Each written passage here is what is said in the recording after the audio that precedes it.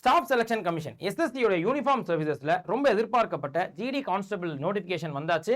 கிட்டத்தட்ட 25,000 வேகன்சிஸ் கொடுத்துருக்காங்க. 10th குவாலிஃபிகேஷனால நிறைய பேர் எலிஜிபிளா இருக்கும். செக் பண்ணி பாருங்க. ஏஜ் லிமிட்டை பொறுத்த வரைக்கும் 18ல இருந்து 23 வயசு. அதுல இருந்து ஓபிசிக்கு ஒரு 3 வருஷமும் எஸ்சி அண்ட் எஸ்டிக்கு 5 வருஷம் ரிலாக்ஸேஷன் இருக்கும். ஸோ எலிஜிபிள் கேண்டிடேட்ஸ் கண்டிப்பா அப்ளை பண்ண ஸ்டார்ட் பண்ணிருங்க.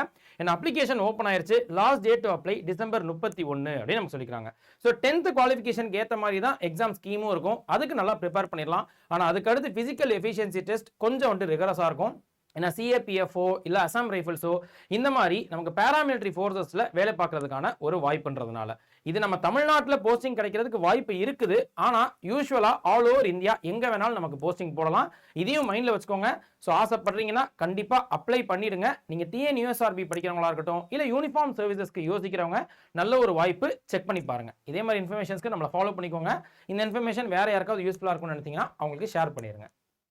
இந்த எஸ்எஸ்சி ஜிடி எக்ஸாமுக்கு படிக்கணும் அப்படின்னா நமக்கு 2 ஸ்டேஜஸ் இருக்குது. பிசிக்கல் எஃபிஷியன்சி டெஸ்ட் ரொம்ப முக்கியம். அதுக்கு இப்பையில இருந்து ப்ரிப்பேர் பண்ண ஸ்டார்ட் ஆயிடுங்க. நல்லா வந்து பிராக்டிஸ் பண்ணிக்கோங்க, எக்ஸசைஸ் பண்ணுங்க, எல்லா விஷயமே ஸ்டார்ட் பண்ணிடுங்க. ஆனால் ஃபர்ஸ்ட் ஸ்டேஜில் இருக்கக்கூடிய கம்ப்யூட்டர் பேஸ்ட் எக்ஸாமினேஷன் அதுக்கான கிளாஸஸ் ஆயுதம் அப்படின்ற பேரில் நம்ம லான்ச் பண்ணிக்கிறோம். ஸோ இந்த கிளாஸஸையும் நீங்கள் ஆஃபரோட ஜாயின் பண்ணிக்கலாம்.